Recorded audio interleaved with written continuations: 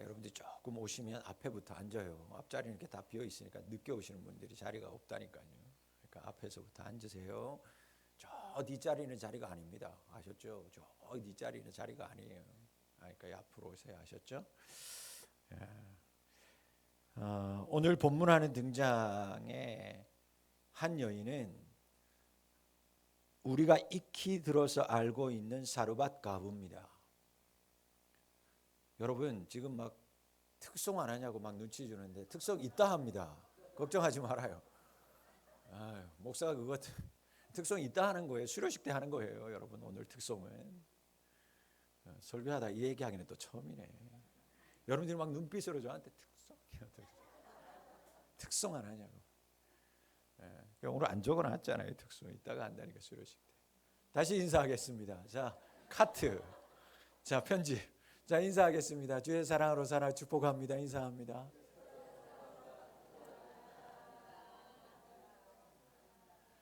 오늘 본문에 등장한 한 여인은요, 우리가 너무 잘 알고 있는 사르밧 가부입니다. 본문 바로 앞을 보시면 이 가부가 너무너무 찢어지게 가난해서 집에 겨우 한 끼 먹을 기름과 밀가루를 가지고 이것 이제 마지막으로 떡 만들어서 아들한테 주고 아들도 나도 이제 죽어야 되겠다 그런 생각을 하고 있었습니다. 그때 갑자기 어디에선가 나타난 이상한 사람 한 사람이 나타나더니 하나님의 사람이라고 대뜸 거기에 있는 조금 남아 있는 그 밀가루와 그 기름으로 떡을 만들어서 자기에게 가지고 오라고 얘기를 합니다. 처음 보는 사람입니다. 잔인한 소리를 합니다. 그런데 이상하죠? 놀랍지만 이 가부가 그 하나님의 선지자의 말에 순종합니다. 그 잔인하고 잔인한 말에 순종하더라는 거예요. 그러자 가뭄이 끝날 때까지 그 집안에 기름과 밀가루가 끊이지 않는 기적을 경험하게 됩니다. 이 여인이 놀라운 기적을 경험했습니다. 큰 복을 받았습니다. 그런데 오늘 본문이 시작됩니다. 그 일이 있은 지 얼마 되지 않아서 하나밖에 없었던, 그래서 이것이라도 아들한테 줘서 이 아들이라도 한번 살려보려고 했던 이 아들이 하루아침에 시들시들 앓더니 손쓸겨를도 없이 숨을 거두고 죽어버립니다. 먹지 못하는 불행이 끝났다 싶어서 이제 아들하고 좀 살만해졌는데, 이제 좀 아들하고 먹고 살만해졌는데 아들이 죽어버리는 더 큰 불행이 이 여인에게 찾아왔어요. 이 어미는 엘리야 선지자를 원망합니다. 죽은 아들의 시신을 건네받은 이 엘리야 하나님의 이 선지자도 그 아들을 껴안고 하나님을 원망합니다. 본문은 온통 사람을 향한, 하나님을 향한 원망으로 가득 차 있어요. 그러나 여러분, 이 원망 속에 하나님의 은혜가 넘치고 있는 것을 보게 됩니다. 이 원망 가운데 있는 하나님의 자녀들을 보면서 하나님은 그 원망을 하는 소리를 들은 게 아니라 그들의 속사정을 아시고 하나님이 이 여인과 엘리야에게 은혜를 베풀어 줍니다. 하나님의 엘리야의 기도, 그 원망의 기도에 응답하시고 그 아들을 살려요. 그리고 그 아들이 살아나는 것을 보고 그 여인이 오늘 위대한 믿음의 고백을 합니다. 내가 이제야 당신을 하나님의 사람이요, 당신의 입에 있는 여호와의 말씀이 진실한 줄 알겠습니다. 여러분, 이미 놀라운 기적을 경험한 여인이었어요. 이미 나는 이 세상 끝내야 되겠다, 죽으려고 했던 이 작정한 사람이 기적을 경험하고 믿음으로 살아가고 있었던 사람이었습니다. 그런데도 이 여인은 오늘 말씀해 보니까 믿음이 없는 여인처럼 살아가고 있더라는 거예요. 믿음이 있었어요. 은혜를 경험했어요. 그러나 이 여인 믿음이 연약한 사람이었습니다. 여러분, 한 번으로는 믿는 자가 될 수 없더라는 거예요. 두 번의 기적을 경험하고, 그것도 세상 사람들이 평생 한 번도 경험하지 못할 그 놀라운 하나님의 기적을 두 번이나 경험한 후에야 비로소 이 여인은 하나님을 선지자로, 그리고 그분에서 나오는 하나님의 말씀을 진정한 하나님의 말씀으로 내가 믿습니다라고 믿음의 고백을 하는 겁니다. 오늘 저는 이 여인에게서, 그리고 이 엘리야에게서 나의 모습을 봐요. 또한 이 모습이 여러분들의 모습일 수도 있습니다. 우리는 믿음이 있노라고 말하면서도 문제가 생기면 원망 안으로 들어갑니다. 우리가 믿음이 있다고 말하면서도, 믿음의 사람이라고 얘기하면서도 눈물 나는 일들이 내 안에 일어나면 우리는 먼저 하나님을 찾는 게 아니라 원망부터 합니다. 그것이 우리의 모습입니다. 그런데 놀라운 것은 그렇게 원망하고 믿음 없는 중에 살아가고 있는 우리에게 하나님은 은혜를 베풀어서 우리를 그 가운데서도 지켜주신다라는 거예요. 그렇다면 과연 이런 하나님의 은혜와 지켜주심의 복이 과연 어디에서부터 시작된 걸까? 하나님이 그들의 무엇을 보고 이들에게, 원망하는 이들에게 하나님께서 은혜와 복을, 기적을 허락하셨을까? 그러려면 이 여인과 엘리야가 속해 있었던 시대를 우리가 잠시 살펴봐야 합니다. 여러분, 본문의 배경은 하나님을 잘 섬기던 시대가 아니라 하나님을 다 멀리하고 이스라엘 온 백성이 이방신 바알을 숭배하던 시대였습니다. 하나님을 그렇게 잘 섬기던 솔로몬이 타락하기 시작하면서 이방의 종교, 혼합 종교를 받아들이기 시작합니다. 하나님의 성전에다가 이방 신상을, 이방 신전을 세워요. 그 정도로 우리가 그렇게 위대하다고 생각했던 솔로몬 왕이 타락했어요. 이 때문에 이스라엘이 이방들, 혼합신들이 들어오기 시작하면서 남과 북으로 나누어지기 시작합니다. 그리고 이스라엘 역사상에서 가장 악한 왕, 가장 우상을 맹렬하게 추종했던 왕, 아합 왕의 시대가 열리기 시작합니다. 바로 그때 등장한 사람이 누구냐? 엘리야라고 하는 선지자였어요. 그런데 특이한 것은 이 엘리야 선지자의 등장과 함께 하나님이 엘리야에게 명령하는 것이 하나 있었는데 뭐냐? 이 땅 가운데 극한 가뭄이 시작될 거다. 그 말과 동시에 실제적으로 그 땅 가운데 가뭄이 시작되고, 그래서 사르밧과 아브도요 그 가뭄 때문에 찢어지게 가난하게 된 것이었습니다. 여러분, 당시 이스라엘 백성들이요 바알을 섬기는데 얼마나 열심히 섬겼는지 모릅니다. 바알의 인기가 하늘을 찌르는 듯 했어요. 바알이 농사에 필요한 비를 주고 바알이 기후를 주관하는 신이라고 철떡같이 믿었습니다. 말이 되나요, 여러분? 생각해 보세요. 아니, 어떻게 하나님만을 섬기고 하나님의 축복 가운데 살던 이스라엘 백성들이 하루아침에 이렇게 바알을 숭배할 수 있었을까? 이렇게 바알을 좋아했을까? 사실 여러분, 가나안 땅은 이스라엘 백성들에게는요 낯선 땅이었습니다. 이스라엘 백성들은 뭐 하며 살았어요? 양치며 살았습니다. 텐트 치면서 좋은 목초지가 나타나면 그곳에다가 천막 치고 살았던 유목민들이었어요. 하나님의 축복으로 가나안 땅을 점령했습니다. 가나안 땅에 들어왔더니 먹고 살 문제가 생깁니다. 초장이 없어요. 그러고 봤더니 그 원주민이었던 가나안 사람들이 어떻게 사는가 봤더니 농사를 짓기 시작하더라는 거예요. 농사를 어떻게 짓는가? 왜? 이제는 이곳에서 먹고 살아야 되고 정착해야 되니까. 그러니 이제는 더 이상 양떼를 모는 인생이 아니라 농사 짓고 우리도 먹고 살아야 되니 이들이 어떻게 할 수 없으니 가나안 원주민들이 어떻게 사는 것을 지켜보는데, 농사를 짓는데 이들이 농사를 어떻게 지는가? 농사 지을 때마다 바알이라고 하는 신에 가서 빌드라는 거예요. 바알이라고 하는 신에 가서 예물을 드리고 그들에게 예배 드리고 제사 드리더라는 거예요. 그런데 놀랍죠. 그렇게 예배 드리고 제사 지냈더니 풍년이 오더라는 거예요. 풍족해지더라는 거죠. 이때서부터 하나둘 이스라엘 백성들이 하나님을 떠나기 시작합니다. 그렇구나. 우리 하나님은 광야에서나 힘 있는 하나님이었지 이 가나안에서는 힘이 없는 하나님이고 여기에서는 이 바알이라고 하는 신을 섬겨야 우리가 먹고 사는구나. 그들 그때서부터 바알을 철떡같이 믿기 시작하고 바알을 섬기기 시작하는 거예요. 얼마나 열심히 섬겼는지 몰라요. 이때 등장한 사람이 누구라고요? 엘리야 선지자. 그리고 동시에 가뭄을 예고합니다. 이게 무슨 뜻이겠어요? 진짜 신이 누군지 한번 보라는 것입니다. 엘리야가 바알 신에게 정면 도전을 하기 시작합니다. 담대하게 등장했어요. 진짜 누가 진짜 신인지 보자. 오늘부터 이 땅 가운데 가나안에 가뭄이 이를 거야. 너희들이 바알이 비를 내리고 바알이 농사 짓게 한다고 천만의 하나님이시다. 그래서 이 땅 가운데 가뭄이 일어날 거야. 그래서 그때서부터 계속 가뭄이 됩니다.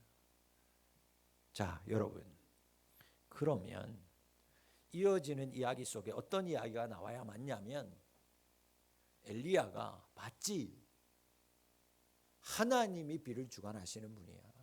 그러니 너희들 하나님 믿어야 돼. 이렇게 얘기해야 되잖아요. 그러려면 어떻게 해야 됩니까? 그러려면 어떻게 해야 돼요? 그렇게 말하려면 엘리야 자신은요, 풍족해야 되는 것입니다. 다른 곳에서는 비가 안 내려도, 다른 곳에서는 찌들게 살아도 하나님께서 엘리야는 비를 내려주시고 풍성하게 축복하면 그걸로 게임은 끝나는 겁니다. 봤지? 너희들은 못 먹지. 그러나 하나님이 나에게는 비를 주시고 나에게는 이렇게 양식을 주셔. 그런데 그 다음에 이어지는 이야기를 보면요, 비참합니다. 엘리야가 숨어요. 그리시네가로 숨어 들어갑니다. 거기에서도 먹을 것이 없으니까 똑같이 이스라엘 백성이나 다른 사람들처럼 똑같이 굶기 시작합니다. 말이 안 되잖아요. 그러니까 어쩔 수 없이 하나님이 어떻게 하냐면 까마귀를 갖다가 줘요. 여러분, 까마귀가 갖다 물어주면 뭐 얼마나 물어주겠어요. 우리가 뭐 까마귀의 은혜 구하는데 저는 까마귀의 은혜 구하지 않습니다. 까마귀 물어줘봤자 거기에서 물어주는 걸로 하루 한 끼라도 제대로 먹었겠어요. 그러지 않아요, 여러분. 그저 연명할 정도로 살아갔어요. 그런데 그것도 잠시 거기에 숨어있던 그리시네가도 가뭄 때문에 완전히 다 말라버립니다. 까마귀도요, 물이 있어야 오죠. 다 날아가 버립니다. 오지 않아요. 그때 하나님이 가라고 하신 것이 바로 이 지역, 바로 사르밧 가부의 집에 있는 곳으로 가라고 명령하는 거예요. 그런데 여러분, 이상하죠. 이 사르밧 가부, 공교롭게 찾아간 이곳이 어디였느냐? 바알을 가장 숭배하고 선지자들을 가장 심하게 탄압했던 그 아하브 왕의 여왕 이세벨 들어보셨죠? 이세벨, 그 사람이 살던 고향 시돈이라고 하는 땅이었어요.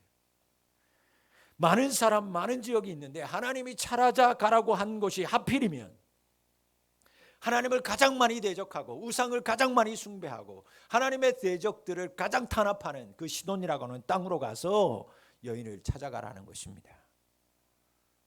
그런데 여기에서 하나님의 기적이 나타났어요. 도대체 무엇이 있었기에 하나님의 기적이 이들에게 나타났을까? 여러분, 엘리야는 이런 중에도 하나님을 믿더라는 겁니다. 엘리야가 까마귀를 통해서 자신을 살게 하시는 하나님을 믿더라는 거예요. 이렇게 연명하게 하지만, 배부르게 하지 않지만 그 가운데서, 연약한 가운데서도 하나님께서 나를 먹이고 살린다라는 것을 그가 믿어요. 심지어 남은 한 끼를 이제 아들과 함께 이 생을 마감하겠다고 하는 이 시돈 땅의 가부를 통해 하나님께서 너를 살리겠다고 하는 이 말도 안 되는 황당한 말을 엘리야 선지자는 믿어요. 도저히 믿을 수 없는 말이었습니다. 까마귀를 통해서 나를 먹인다고요? 자기도 살기 어려운, 자기 그거 하나 먹고 아들만 먹일 수 있는 양식이 있는 여인에게 가서 나를 먹이겠고 나를 살리겠다고 하는 하나님의 이 황당무계한 말씀을 믿었다, 그 얘기입니다. 그때, 다시 말하면 믿을 수 없는 중에 믿었을 때, 도저히 순종할 수 없을 때 순종했을 때 엘리야는 기적을 경험했고 생존할 수 있었어요. 사르밧 가부도 마찬가지입니다. 이 여인에게 큰 시험이 있었어요. 여러분, 그 동네 사람들 다 엘리야 믿지 않았습니다. 엘리야 말 듣지 않았어요. 그 누구도 그를 따르지 않았습니다. 아마 오히려 크게 대적했을 겁니다. 이런 상황에서 이 여인이요, 갑자기 어느 날 나타난 믿지 못할 한 사람, 그가 하나님의 내가 선지자라고 말하면서 정말 그 말도 안 되는 아들에게 먹이려고 한 그 하나 한 줌도 안 되는 그 양식을 가지고 떡을 만들어서 자기에게 가지고 오라고 하는 그 말, 그 말을 이 여인이 들어요. 그 말에 이 여인이 순종합니다. 그 결과 기적을 맛보았습니다. 가문 속에서 이 여인이 생존할 수 있었어요. 그러나 행복도 잠시, 갑자기 찾아온 이 아들의 죽음을 통해서 이 여인은 다시 깊은 수렁 안으로 빠져들어가기 시작합니다. 이 아들의 죽음은 엘리야에게도 여인에게도 견디기 힘든 시험이었어요. 가부는 그때서부터 당신 때문이라고 원망하기 시작합니다. 엘리야는 어떻게 이렇게 나를 생명을 바쳐서 사랑한 이 나를 공개하고 나를 섬겨준 이 가정에다가 하나님 이런 저주를 줄 수 있냐고 시체 앞에서 하나님 앞에 원망하며 기도하기 시작합니다. 그러나 여러분, 이때 엘리야의 행동을 보면 그가 그 가운데서도 하나님을 믿는 자의 행동을 합니다. 그가 당시 예언자들이 했던 상징적인 행동을 죽은 시체 앞에서 해요. 당시 선지자들은 여러분, 아픈 사람이 있으면 가서 기도해 줍니다. 어떻게? 몸을 포개고 그에게 키스하면서 힘을 내라고 하나님의 사랑을 그에게 전하면서 기도해 주는 게 상징적인 행동이었다, 그 얘기입니다. 그저 상징적인 행동이었는데 그것도 살아있는 사람들한테 그렇게 하는 거예요. 가능성 있는 사람에게. 그런데 엘리야가 오늘 어떻게 합니까? 말라버린, 싸늘하게 식어버린 그 시체 위에다가 자기의 몸을 3번 엎어요. 그리고 죽은 시체 위에다가 입을 맞춥니다. 여러분, 제가 장례식에 가서 관뚜껑 열라고, 그리고 거기다가 제가 3번 그 사람 끌어안고 입 맞추고 하나님 일어나라고 하면 여러분 어떻게 하겠어요? 그렇죠. 우리 목사님 큰일 났다. 우리 목사님 미쳤다고. 그런데 엘리야는 그때 믿음을 가집니다. 그 말도 안 되는 상황 속에서 하나님을 믿어요. 순종함을 보입니다. 그때 죽은 아이의 호흡이 돌아왔어요. 두 사람은 또다시 하나님의 기적을 봅니다. 저는 오늘 이 말씀 속에서 우리가 기억해야 될 2가지의 말씀을 전합니다. 첫 번째는 여러분, 믿음은 한순간에 이루어지는 것이 아니라는 거예요. 나의 믿음이 여러분 먼저 얼마나 약한 것인지 여러분 인정하셔야 돼요. 여러분, 믿음은 나의 힘으로 나의 노력으로 만들어지는 것이 아니라는 것을 여러분들 깨달아야만 합니다. 그렇게나 당당하게 큰 소리 치면서 등장했던 선지자 엘리야도 환경의 변화 앞에서 작아졌어요. 자신의 힘으로 감당할 수 없을 일을 당하게 되자 그도 하나님을 원망하는 사람이었습니다. 여인도 먹고 사는 문제가 달라지고 문제가 해결되지 않을까 흔들리기 시작했어요. 그러자 아들이 죽습니다. 그나마 있었던 작았던 은혜, 작았던 믿음도 송두리째 흔들리기 시작했어요. 사랑하는 성도 여러분, 이렇듯 우리 앞에는 끊임없는 시험이 닥칩니다. 그리고 그 시험이 올 때마다 우리의 믿음이라고 하는 것은 그 시험 앞에서 보기 좋게 넉다운 당하고 KO 당합니다. 정말 믿음이 있을 때는 믿음이 온데간데 없어지더라는 거예요. 그런데 여러분, 진짜 믿음은 바로 그때 드러나는 줄 믿습니다. 알곡은 바람이 불 때 안으로 하나님 안으로 어찌하든 내가 살아야 되겠다고 하나님을 붙들어요. 그러나 쭉정이는요, 바람 한 번 불면 나는 여기 싫다 하고 바람 부는 것 따라서 세상으로 날아가는 것입니다. 그러니 여러분, 먼저는 하나님의 말씀처럼 시험이 올 때 그 시험을 이상히 여기지 말아요.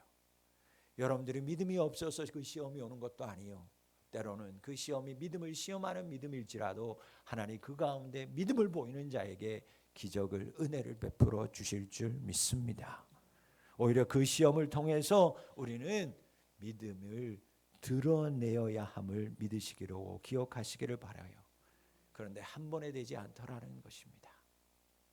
매일 우리 인생에 문제가 생기는 것처럼 우리가 생존의 문제 때문에 우리가 흔들릴 때 바로 그때 하나님을 믿는 자가 되실 수 있기를 주의 이름으로 축원합니다. 바로 그때가 하나님 앞에 나의 있는 믿음을, 순종을 보일 때예요. 그럴 때 하나님이 믿음을 부어주시고 여러분의 믿음을 세워주실 줄 믿습니다. 공평하신 하나님이지만 늘 말씀드리죠, 하나님이 믿음은 차별합니다. 큰 믿음이 있어요. 강한 믿음이 있어요. 여린 믿음, 작은 믿음이 있습니다. 그러나 여러분, 큰 믿음, 작은 믿음 상관없어요. 그 연약할지라도 그 믿음을 하나님 앞에 보일 수 있는 사람이 될 때, 그때 하나님이 은혜 부어주셔서 풍성하게 강건한 믿음으로 하나님이 여러분들을 세워가실 줄 믿습니다. 여인은 기적을 이미 경험한 사람이었어요. 이미 믿음이 있는 사람이었습니다. 그러나 아들을 잃는 시험 앞에서 그 강하고 좋던 믿음이 다 사라지잖아요. 그러나 다시 그는 기적 앞에서 그는 말합니다. 당신이 하나님의 사람인 줄, 그리고 당신의 입에서 떨어지는 말씀이 하나님의 말씀인 줄, 진실한 말씀인 줄 나는 믿습니다. 그는 믿음의 고백을 합니다. 여러분, 믿음은 이렇게 쌓여져 가는 거예요. 한 번으로 한 번으로 성령 충만하다고 해서 믿음이 생기면 좋겠지만 믿음은 그렇지 않더라고요. 그래서 믿음은 내 힘으로 내 능력으로 되는 게 아니라 하나님이 열어주셔야만 믿음이 이루어지는 것입니다. 그러니 여러분, 어느 순간이든지 어느 때에 성령이 내가 충만했다고 해서 내가 큰 믿음이 있다고 자만하지 않기를 바랍니다. 내가 성령 받았다고 내가 믿음이 있다고 그렇게 큰 소리 치다가 하나님 앞에서 사라지는 사람들 저는 참 많이 보아왔습니다. 믿음의 크고 작은 시험을 당할 때마다 사랑하는 성도 여러분, 하나님을 바라고 의심 없이 그때 하나님을 믿으며 하나님의 말씀, 하나님의 뜻에 순종할 때 그때 믿음이 하나둘 허락하신 믿음이 쌓이게 됩니다. 그렇게 인생의 문제 앞에서, 생존의 문제 앞에서 항상 하나님을 바라고 하나님을 믿음으로 그렇게 매일매일 살아서 하나님의 크고 작은 기적과 은혜를 경험하면서 믿음이 자라나는 우리 성도님들이 되실 수 있기를 축원합니다. 이어지는 여러분, 이 본문 뒤에 나오는 18장에 어떤 사건이 일어나냐면 여러분들이 잘 알고 있는 갈멜산의 사건이 등장해요. 그렇게 많았던 하나님의 종들은 보이지 않던 시대, 그래서 정말 바알과 아세라 선지자 850명과 하나님의 선지자 엘리야가 갈멜산에서 850대 1로 하나님의 성전 여기에 불을 내려달라고 그들이 대결을 합니다. 그 850대 1에서 엘리야의 기도에 하나님 응답하셔서 하늘에서 불이 내려와요. 여러분, 엘리야가 이 하나님의 믿음을 축적했을 때 인생에서 생기는 생존의 문제 앞에서, 연약한 문제 앞에서 그럼에도 불구하고 믿음으로 섰을 때 더 큰 믿음의 사람이 되었고 더 큰 믿음의 역사를 경험하더라는 거예요. 그리고 종국에는 그는 이 땅에 발을 두르지 않고 이 땅에 무덤이 없는 채 하나님께서 그를 하늘로 승천케 하는 기적을, 능력을 경험하는 사람이 됩니다. 사랑하는 성도 여러분, 하루아침에 이루어지지 않아요. 생존의 문제 앞에서 그때 하나님 앞에 믿음을 보일 때, 믿을 수 없는, 도저히 순종할 수 없는 그때 하나님 앞에 믿음을 보일 때, 순종할 때 그때 하나님께서 믿음을 주셔서 기적을 경험하게 하고 믿음이 자라나게 하실 줄 믿습니다.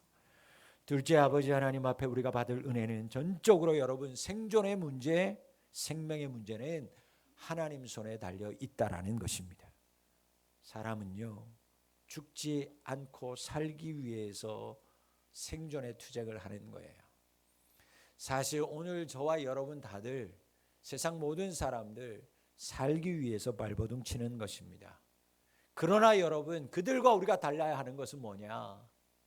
우리는 생존을 위해서 하나님만 의지해야 한다라는 거예요. 수많은 사람들이 이 생존을 위해서 다른 것에 목숨을 걸어요. 다른 것을 붙들어요. 어떤 이는 돈을, 어떤 이는 명예를, 어떤 이는 자식을 붙들어요. 어떤 이는 건강을 붙들어요. 그러나 여러분, 이 생존의 문제 앞에서 그리스도인은 하나님을 붙들어야 하는 자인 줄 믿습니다.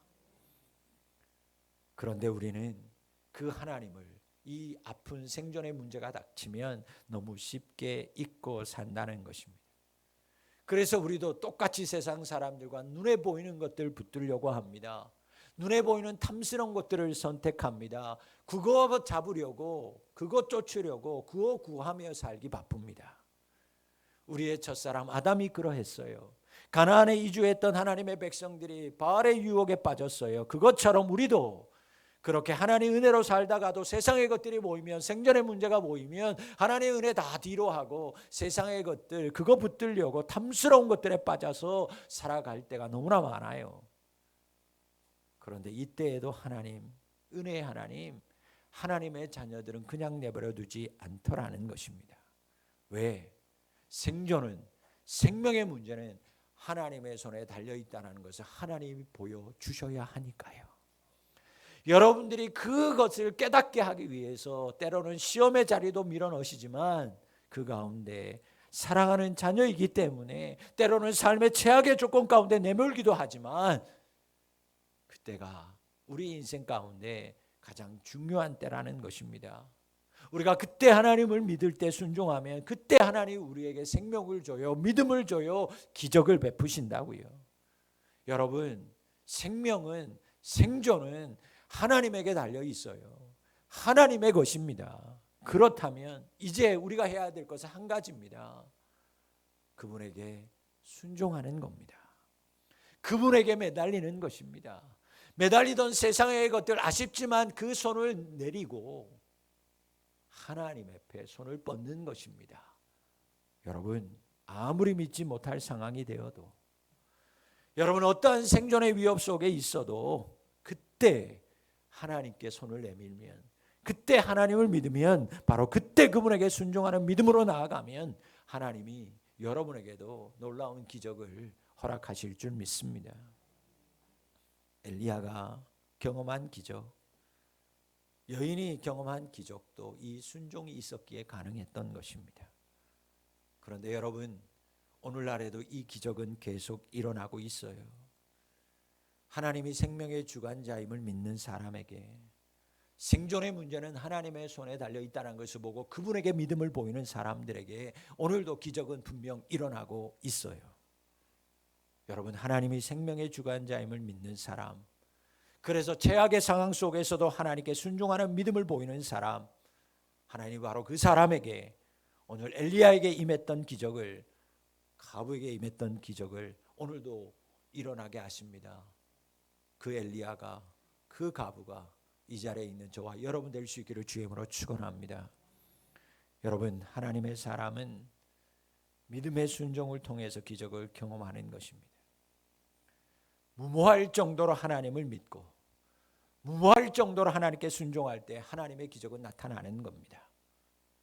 최악의 상황 앞에서도 하나님 앞에 순종하는 믿음으로 하나님께 나아가서 하나님의 베푸시는 기적을, 하나님이 베푸시는 생명을 누리고 경험하는 우리 모든 푸비 가족들이 다 되실 수 있기를 주의 이름으로 축원합니다. 기도하겠습니다. 하나님 아버지, 어떠한 생존